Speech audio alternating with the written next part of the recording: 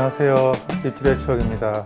제가 어젯밤에 잠을 2시간밖에 못 잤습니다. 그리고 이른 새벽에 또 시장에 나갔는데요. 어쨌든 정신이 지금 해야 되는데, 지금 제 앞에는 활전화가 아니라 죽은 전화가 있습니다. 저는 이 죽은 전화로 회를 뜰 겁니다. 이게 가능하냐고요? 가능합니다. 오늘 제가 그 방법을 알려드리겠습니다.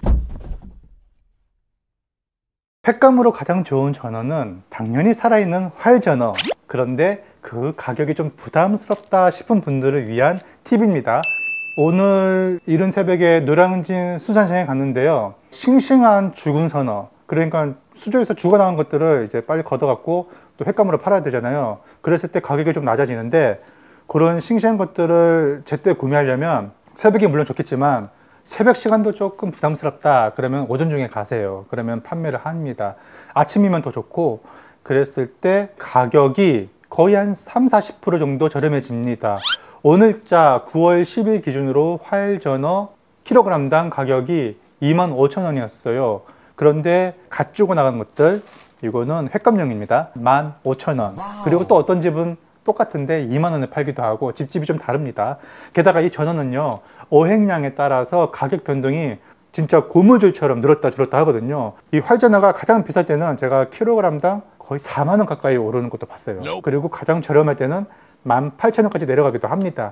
구매를 하신 다음에 그 근처에 보면요, 그 회를 떠주는 곳이 따로 있어요. 상인에게 물어보면은 알려줍니다. 거기서 돈을 조금 더 지불하고 회를 떠달라고 하면은 스트로보 박스에다가 깔끔하게 포장해 주니까 그렇게 들고 가셔서 그대로 드시면 되고, 만약에 내가 직접 한번 전어를 손질해 보고 싶다 하신 분들은 지금부터 제가 하는 방법을 주목해 주시기 바라겠습니다. 자, 전어 1kg 구매했는데요.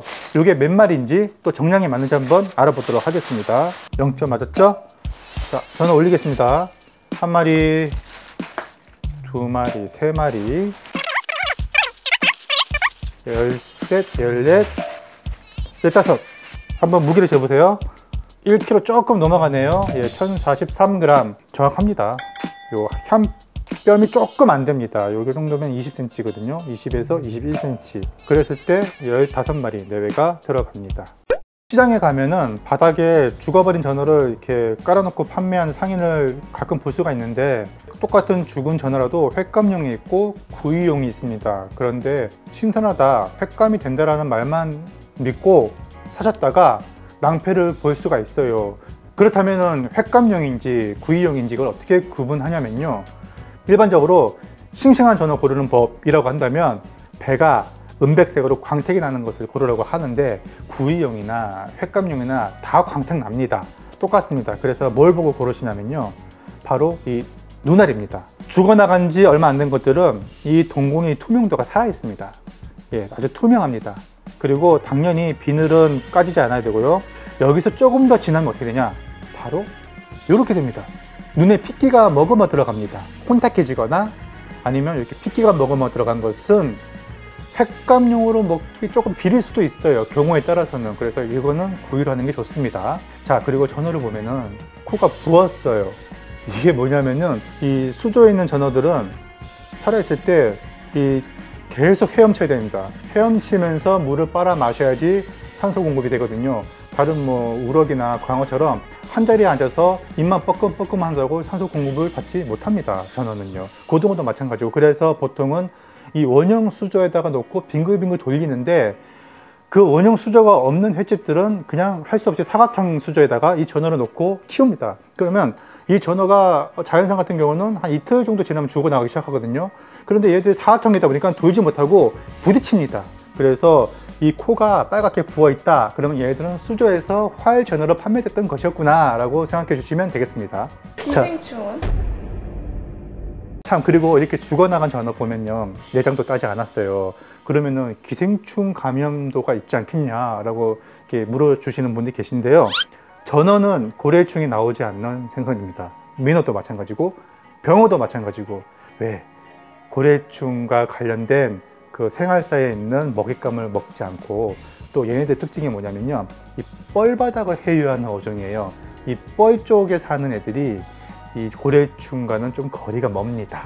고래충 감염도가 높은 생선은 주로 잡식성, 고등어죠. 아무거나 닥친 대로 먹는 애들.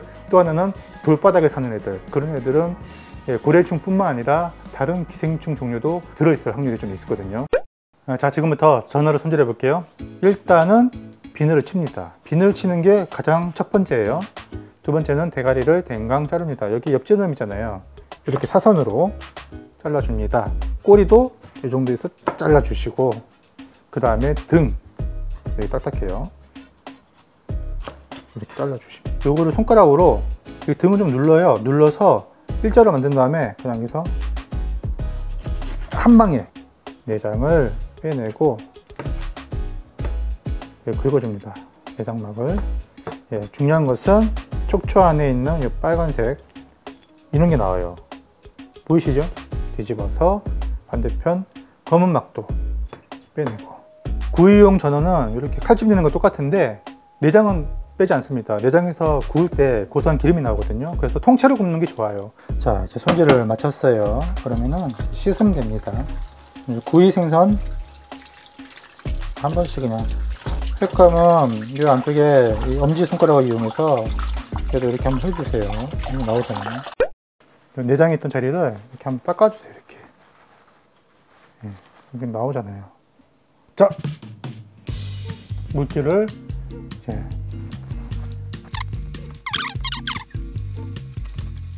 자, 여기까지 쓰면 전어회 썰기는 거의 끝난 거나 다름없어요. 이 전어회를 먹기 전에 꼭 만들어야 할 것, 바로 쌈장. 자, 지금부터 생선회에 어울리는 이 쌈장을 만들어 볼 텐데요. 요 쌈장은 저만의 레시피입니다. 그래서 저만 좋아해요.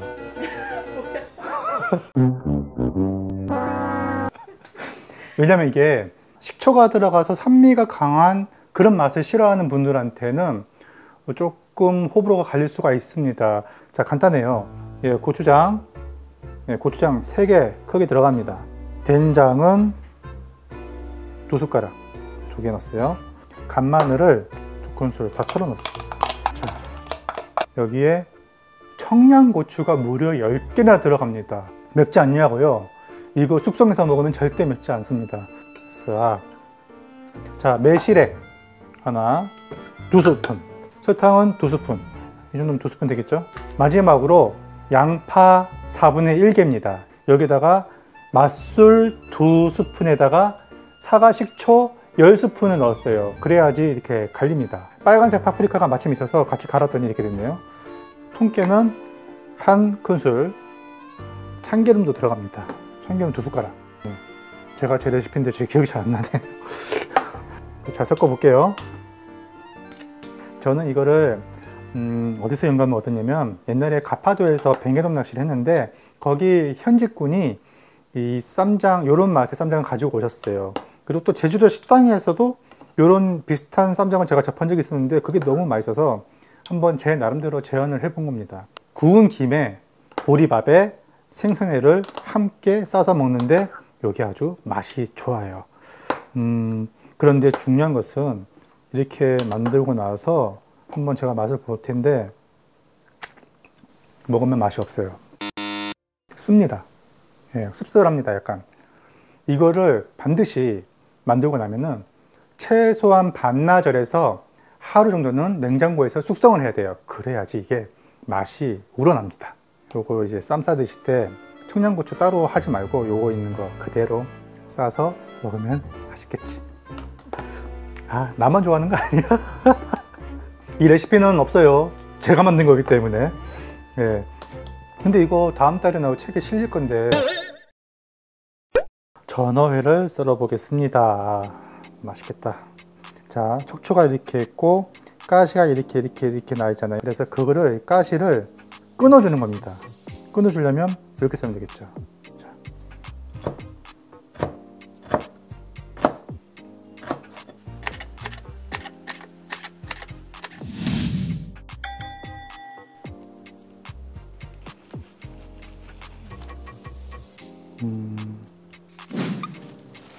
오이, 양파, 당근, 깻잎, 양배추가 있는데 적당히 넣습니다. 만능 양념, 초고추장 부어버리겠습니다. 깨소금을 이만큼 넣어주시고 다진 마늘 이만큼만 보강을 할게요. 활용 정점으로 참기름 1스푼 싹, 진간장은 아주 살짝만 넣고 묻힐게요.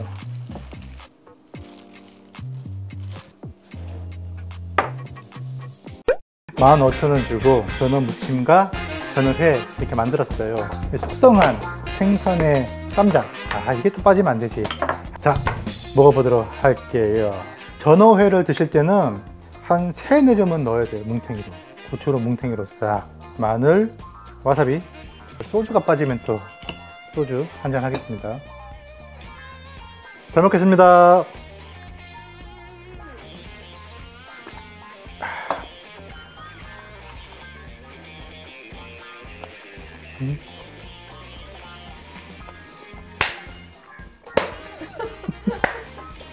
쌈장이 너무 맛있네. 내가 만든 쌈장이지만 좀 세긴 세다. 자, 다음은 초무침.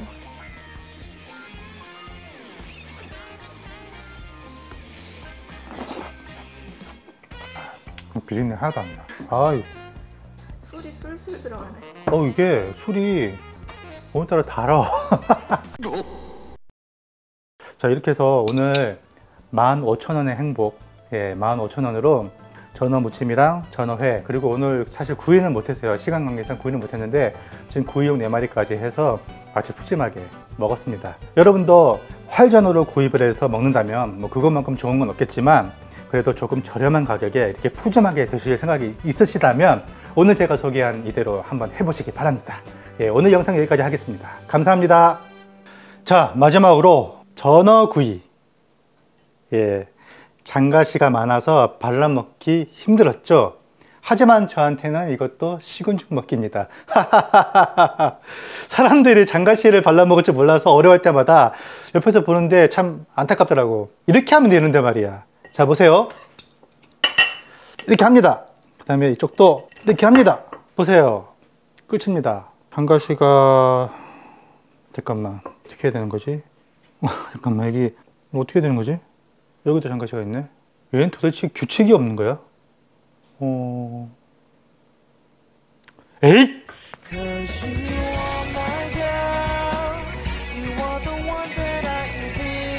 전어는요, 이 장가시가 굉장히 부드러워서 그냥 무시하고 씹어 드셔도 됩니다. 꼭꼭 씹어 드시면 돼요. 그러면 가시에서 해방됩니다. 못 발라 먹어요. 전어가시는 청어도 마찬가지고. 근데 청어보다는 전어가 그나마 가시가 부드러워서 먹기가 편합니다. 그냥 먹잖아요. 잘 씹어 드세요. 칼슘도 많고 성장 발육에도 좋고, 물론 저는 다 컸지만. 구독과 좋아요를 눌러주세요.